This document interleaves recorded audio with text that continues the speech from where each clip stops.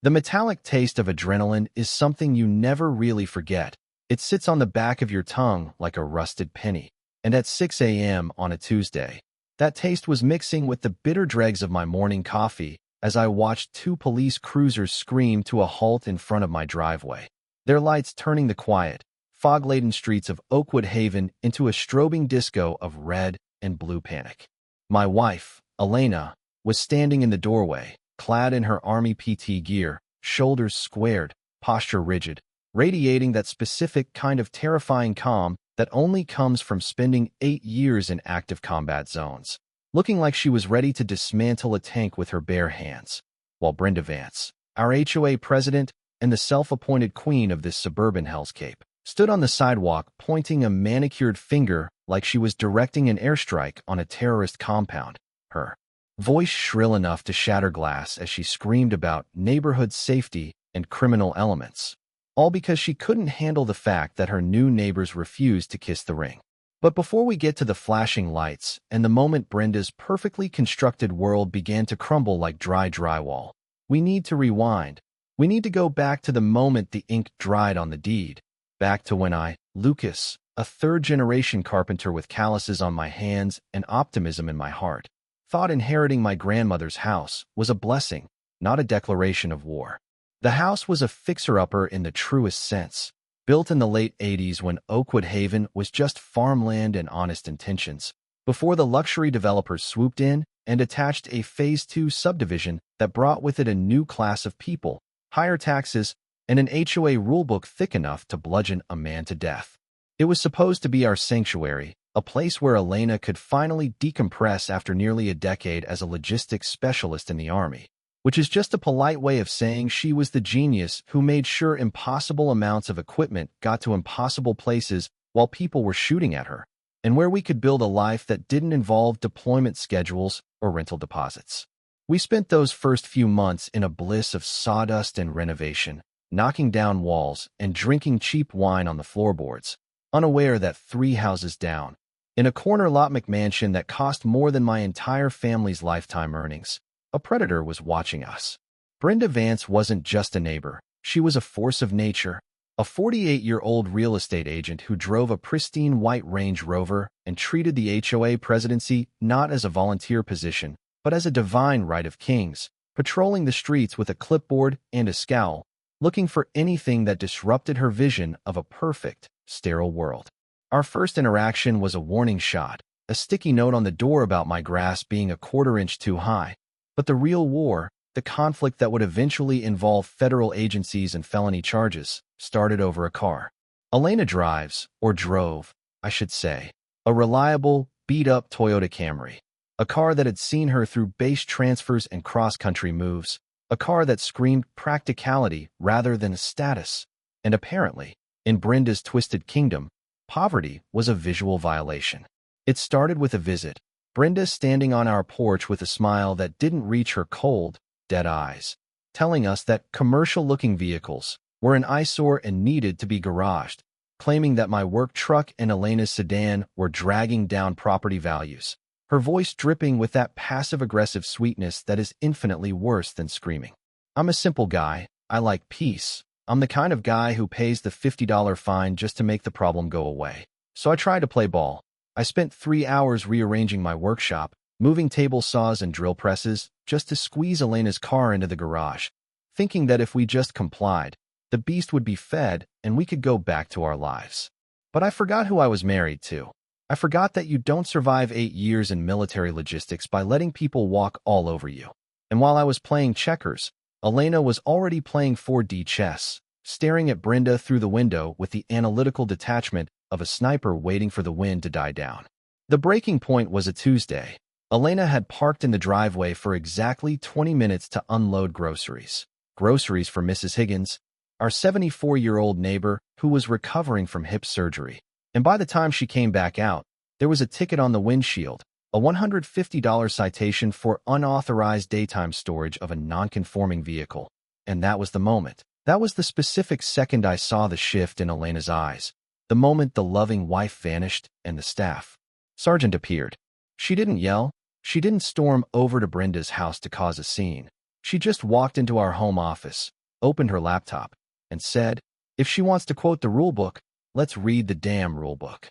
What followed was a masterclass in malicious compliance and bureaucratic warfare, because Elena discovered that the parking restriction Brenda was citing referenced a vehicle weight limit of 5,000 pounds, a rule intended to keep heavy commercial machinery off the residential streets, and Elena's Camry weighed exactly 3,200 pounds. But the kicker, the absolute cherry on top of this sundae of pettiness, was that Elena dug up the original covenants from 1989 and found that the specific amendment Brenda was using had never been voted on by a quorum of homeowners, meaning it was legally unenforceable, a ghost rule used to bully people who didn't know better. We waited for the neighborhood block party, the annual Labor Day gathering where everyone pretends to like each other over burnt hot dogs and warm beer, and Elena executed her first strike with the precision of a drone pilot. Brenda was holding court by the potato salad, lecturing a terrified young couple about the color of their shutters, while her massive Range Rover was parked diagonally across the clearly marked fire lane because she didn't want to walk 50 feet from her driveway. Elena didn't say a word. She just pulled out her phone, snapped a photo with the timestamps and GPS coordinates clearly visible, and quietly uploaded it to the city's parking enforcement portal, the fire marshal's tip line, and for good measure, the County Waste Management Board, because she noticed Brenda's landscaping crew, Elitescapes LLC, was dumping grass clippings into the storm drain. The fallout was immediate and beautiful, like watching a controlled demolition, because within 30 minutes a parking enforcement officer was writing a ticket that looked like a CVS receipt, and the fire marshal, a guy who takes his job very seriously, was threatening to tow her luxury SUV if it wasn't moved in 30 seconds. Brenda went nuclear, screaming about how she was the president, how she was the law in this neighborhood. But the officers didn't care, and when she turned and saw Elena sipping iced tea and smiling, she knew. She knew she had been touched, and that's when she made her fatal mistake, the mistake that turned a neighborhood spat into a crusade. She marched over to us, face purple with rage, and in front of 20 witnesses, including Mrs. Higgins and Frank, the neighborhood postal carrier who knows everyone's secrets, she pointed at Elena and screamed, "You people don't belong here. With your trashy cars and your military aggression, you're ruining the aesthetic of Oakwood Haven." The silence that followed was deafening, the kind of silence where you can hear a pin drop, because attacking a veteran in a patriotic Midwestern suburb is political suicide, but attacking Elena? That's just regular suicide. You would think getting publicly humiliated and fined by the city would make Brenda back down, maybe take a yoga class and reassess her life choices. But narcissists don't retreat, they reload, and Brenda decided that if she couldn't get us on parking, she would destroy our peace of mind through a campaign of sonic warfare. It started the week I began building a wheelchair ramp for Mrs. Higgins, a project I was doing for free because the woman baked cookies that could end wars, and she was basically the grandmother I never had. But Brenda saw it as an unauthorized construction site. The noise complaints began to arrive before my hammer even touched a nail, literally at 8:01 a.m., 1 minute after the legal start time for construction, claiming I was violating the peaceful enjoyment clause of the neighborhood charter. But it wasn't just her. Suddenly we were getting complaints from the Andersons, a couple of California transplants who were desperate to climb the social ladder and had clearly been drafted into Brenda's army of flying monkeys, claiming my industrial activities were disturbing their work-from-home vibes. I was stressing out, losing sleep, the constant ding of email notifications from the HOA management portal triggering a Pavlovian anxiety response. But Elena? Elena was in her element. She bought a professional-grade decibel meter, the kind used by airport safety crews, and started logging data. She created a spreadsheet.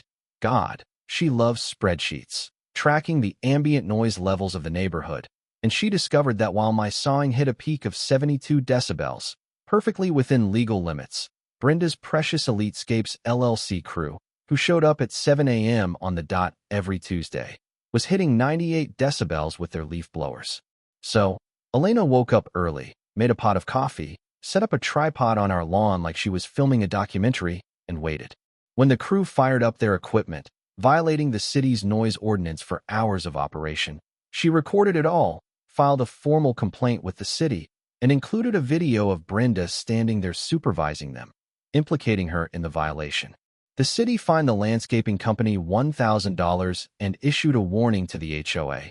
But Brenda, now realizing she was fighting a losing battle on the ground, decided to take the fight to the internet. And that is where things went from petty to criminal.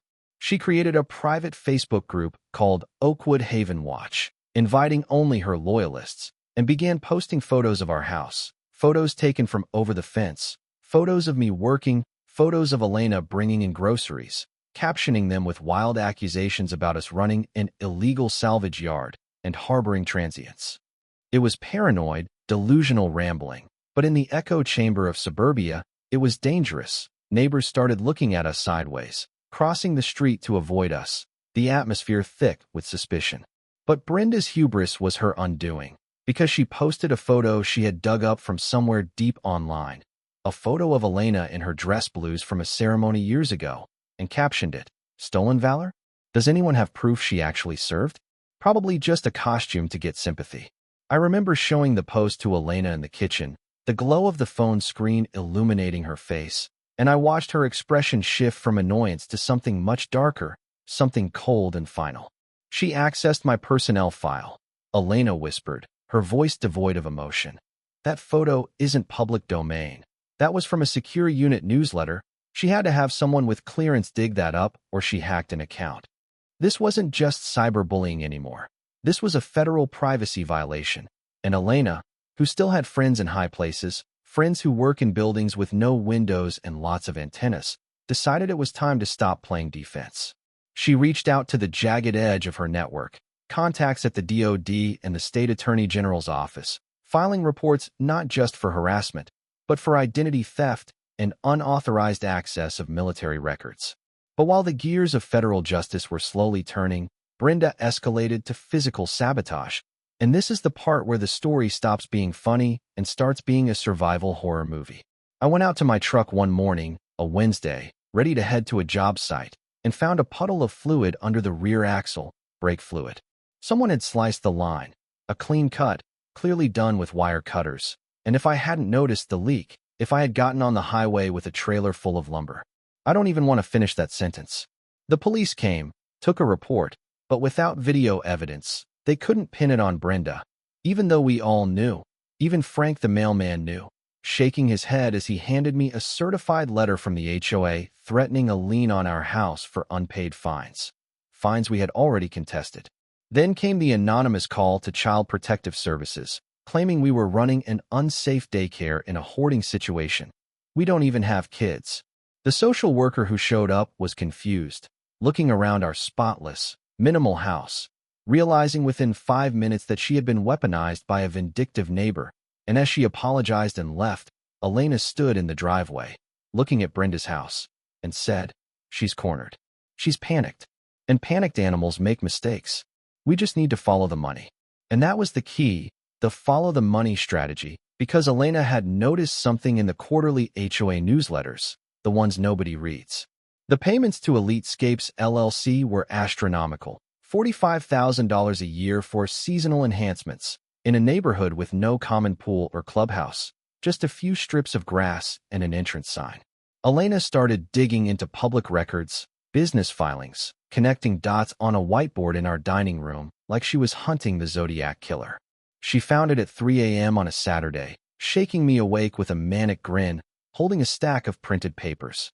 "Elitescapes LLC," she said, practically vibrating with energy. "It's not a real company. The address is a P.O. box at a UPS store 3 towns over. And guess who the registered agent is? Brenda's ex-brother-in-law." But it got better, or worse, depending on how you look at it. She found invoices for drainage repair on common ground that exactly matched the dates Brenda had a new patio installed in her backyard. She was embezzling. She was stealing from every single one of us, draining the reserve fund to renovate her own house and pay her family, using the fines and the harassment to distract everyone, to drive out anyone who asked questions, just like she had done to the family before us. We weren't just fighting a Karen. We were fighting a localized, organized crime ring. The endgame began with a notice for an emergency town hall meeting, called by Brenda herself, a desperate, last-ditch attempt to rally the neighborhood against the troublemakers, us, and force a vote to change the bylaws to allow for our eviction. which isn't even legally possible, but she was beyond logic at this point. She rented out the community center, set up a projector, and printed flyers that looked like wanted posters with my face on them. We walked into that meeting holding hands, Elena carrying a heavy leather briefcase, and the room was packed, the air thick with tension, neighbors whispering, eyes darting back and forth. Brenda was on stage, looking manic, her hair slightly askew, sweating under the lights, launching into a tirade about how certain elements were destroying the fabric of Oakwood Haven. She was projecting photos of my truck, of Mrs. Higgins's ramp, screaming about property values, trying to incite a mob. But Elena had been busy. She had visited every single neighbor in the preceding 48 hours, not to argue, but to show them the math, to show them the bank statements she had acquired through a forensic accounting request that Brenda was legally obligated to fulfill but had tried to hide. When Brenda stopped to take a breath, Elena stood up. She didn't shout, she didn't scream. She just projected her voice with that command presence that makes your spine straighten involuntarily. "Mrs. Vance," Elena said, silence rippling through the room.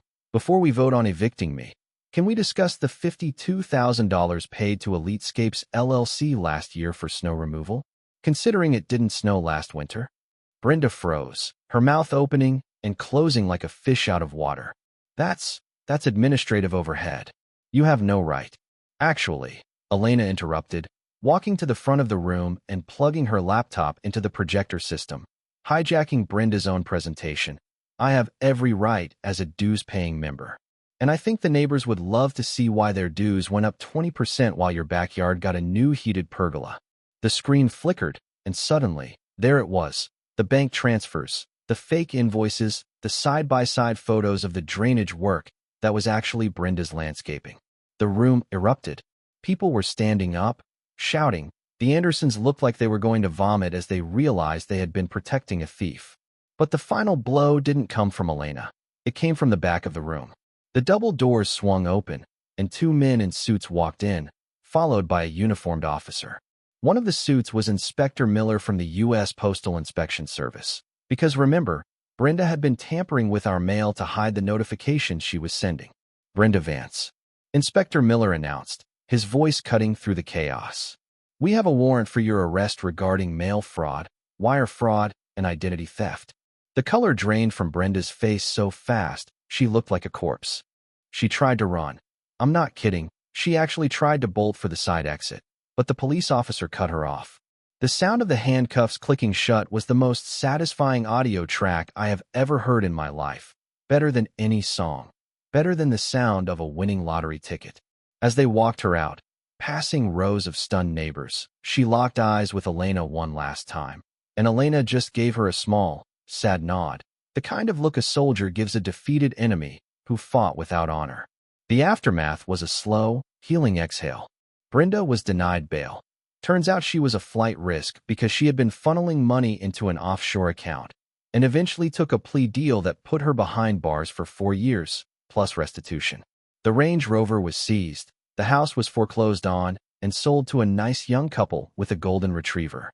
Mrs. Higgins took over as interim HOA president, and her first act was to abolish the fines committee and use the recovered funds to build a community playground, a real one. Elena became a local legend, the woman who slew the dragon, but she didn't revel in it. She just went back to her garden, back to organizing her life, back to being the brilliant, terrifyingly competent woman I fell in love with. We sat on our porch 6 months later, watching the sun go down over a peaceful street. No sirens, no yelling, just the sound of kids playing and the wind in the trees. Elena took a sip of her tea and looked at me. "You know," she said quietly, "she could have just let us park the car." "She could have," I agreed. "It cost her everything," Elena mused, "because she couldn't stand the idea of losing a little bit of control. And that's the question that keeps me up sometimes. Was it justice? Absolutely. Brenda was a criminal who terrorized a community. But looking at the empty shell of her house, the wreckage of a life destroyed by ego and greed, I have to ask, at what point does enforcing the rules become a sickness? And when you push a good person, a person trained to dismantle threats for a living, how can you be surprised when they dismantle you? We won the war for Oakwood Haven, but I'll tell you this. I'm never joining an HOA board as long as I live.